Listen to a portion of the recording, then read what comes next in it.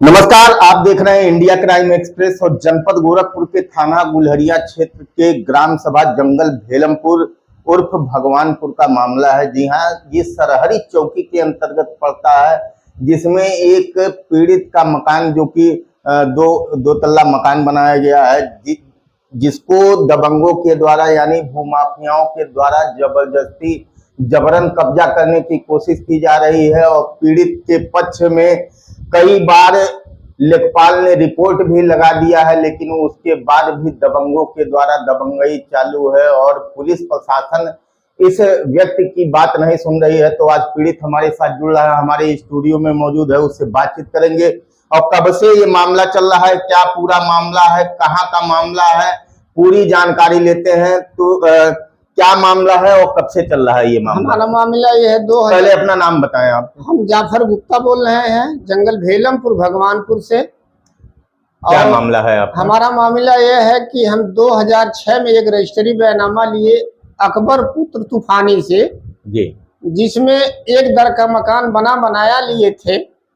उसको 12 साल हम भाड़ा पर दे दिए थे और उसके बाद वो हम भाड़ा पे दिया था? भाड़ा पर दिए थे, एक पासवान थे, किराना की दुकान किए थे। अच्छा, उसके बाद उसको निकाल दिए, निकाल के 2 तल्ला मकान हमने बनवाया है, जिसमें किचन बाथरूम सब कुछ बनवा के शटर बंद किए हैं। ताला चाबी मेरे पास है, हमारे बगल के एक जगदम्बा है, शेषनाथ है, अमरनाथ है, अखिलेश है, अमेरिका है, ये लोग दबंग आदमी हैं। ये लोग हमेशा बार बार कहते हैं साले मकान छोड़कर हट जाओ, नहीं तुमको SC ST लगा देंगे, मार के चिलुआ में फेंक देंगे तुमको। और मेरे पास सर जी मेरे मकान का ये फोटो है, मेरे मकान का ये फोटो है और मेरे रजिस्ट्री का यह कॉपी है और यह बिजली का मेरे पास बिल है। अच्छा, यह लेखपाल जी का रिपोर्ट है। ये लेखपाल का रिपोर्ट है जिसमें लिखा गया है कि जफर गुप्ता पूर्व स्वर्गीय राजबली निवासी जंगल भेलमपुर और भगवानपुर तप्पा मराठी चंदौर परगना हवेली तहसील सदर जिला गोरखपुर के आवेदक पत्र का स्थलीय एवं अभिलेखी जांच किया गया। जांचोपरांत ग्राम में स्थित अराजी संख्या 1045/0.008 हेक्टेयर में आवेदक द्वारा 0.004 हेक्टेयर भूमि श्रीमती अमरावती देवी पत्नी जाफर गुप्ता के नाम से बैनामा किया गया है, जो अभिलेख के मूल खाते में अंकित है। उक्त बैनामे द्वारा भूमि पर एक कमरे का 2 मंजिला मकान निर्मित है। उक्त अराजी के दक्षिण तरफ अराजी नंबर 1046/0.062 हेक्टेयर का धारा 24 के अंतर्गत पत्थर लगा हुआ है, यानी पत्थर नस्ब हुआ है, तथा 1046/0.062 हेक्टेयर के उत्तर अराजी संख्या अराजी नंबर 1045/0.008 हेक्टेयर स्थित है। और अराजी नंबर 1045/0.008 हेक्टेयर में से बैनामा हुआ 436 वर्ग फीट पर बने मकान पर जगदम्बा पुत्र बदल आदि द्वारा स्वामित्व को लेकर विवाद उत्पन्न किया जाता है तथा शांति भंग की आशंका होती है।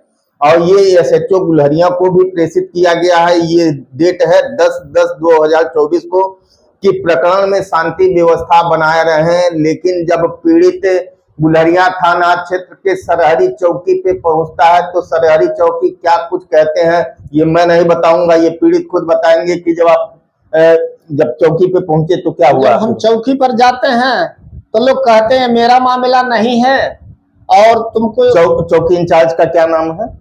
चौकी इंचार्ज का नाम तो हमको नहीं पता है, पता नहीं है भाई। वहाँ सारी लोग कहते हैं कि यहाँ से तुम जाओ, मेरा जो मैटर नहीं है, हम उसमें कुछ नहीं कह पाएंगे। चौकी इंचार्ज साहब, आप एक बात बताइए, क्या जहाँ पे विवाद हो रहा है वहां पे हत्या हो जाएगी तब आप वहां पे पहुंचेंगे, तब पीड़ित का फरियाद सुनेंगे? आपका काम है शांति व्यवस्था बनाए रखना और शांति व्यवस्था नहीं बना रहे हैं तो इसका मतलब है कि कहीं आप भी मोटी मलाई तो नहीं काट लिए हैं उस जमीन के एवज में, और भूमाफियाओं से कहीं पैसा तो नहीं खा रहे हैं आप? फिर क्या हुआ? तो उसके बाद हम लोग गए तो थाना पर भी गए, थानेदार भी नहीं सुने, थानेदार भी चौकी पर भेज देते हैं, और चौकी पर जाते हैं तो कहते हैं कि अब एसडीएम के यहाँ तुम जाओ, राजेश विभाग में जाओ। जाते जाते 4 साल से हम परेशान हैं। अब लास्ट व्यवस्था वही है कि हम लोग पूरे परिवार लेके अब साल सेल्फास खा के अब हम लोग मरने जा रहे हैं, चाहे जो भी होगा होगा, अब क्या करें हम लोग। मतलब एसडीएम साहब से आपने मिला? वो एसडीएम साहब ने भेजे, थाने पर भेजे, तब वो कौन अमल नहीं किए लोग। थाने पर क्या लिख के भेजे थे एसडीएम? थाने पर लिख कर भेजे थे कि उसको जाकर कब्जा दिलवाइए।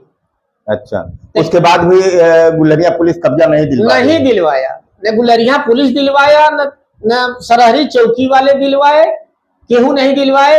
हमको यही शंका लगता है कि अब ये लोग मोटा रकम उससे लेकर के हमको बलगला रहे हैं। यानी 4 सालों से आपका कितने साल पहले आपने रजिस्ट्री कराई थी? 2006 में हम रजिस्ट्री करवाए हैं। और उसी समय आपने दाखिल खारिज भी करवा लिए। एक आदमी को हमने भाड़ा पर दे दिए थे, 600 रुपया महीना हमको भाड़ा भी देता था बेचारा। 12 साल वो रहा है, उसको हम निकाल दिए, मकान पुराना हो गया था, अब उसको हम 2 मंजिला बनवा दिए हैं। ऊपर वाले दर में शटर नहीं लगा है, नीचे वाले दर में शटर लगा है। आज के दिन में वो मेरे शटर पर जाके पेंट पॉलिश करके या घूस करके लोग तहलका मचा दिए हैं। अच्छा, जब इसकी शिकायत आपने सरहरी चौकी पे की तो वहां से आपको खदेड़ दिया गया? हाँ, वो हमको कहे हैं चौकी इंचार्ज की मेरा मैटर नहीं है, जाओ ये। यानी किसी के जमीन पे कोई कब्जा करे, चौकी इंचार्ज को कोई मतलब नहीं है। शांति व्यवस्था भंग होती है तो भंग होती रहे, चौकी इंचार्ज केवल अपने चौकी में बैठ के केवल पंचायत फरियाएंगे। हाँ, बस यही वो कर रहे हैं, बाकी दूसरा कुछ नहीं कर रहे। आप कब जाएंगे घटना स्थल पे? कब जाएंगे? जब किसी की हत्या हो जाएगी तब जाएंगे? और वो भी मुख्यमंत्री योगी आदित्यनाथ के गृह जनपद में इस तरीके की घटना हो रही है और पीड़ित दर दर की ठोकर खा के मीडिया कर्मियों का सहारा ले रहा है। ये शर्म की बात है आप लोगों के लिए।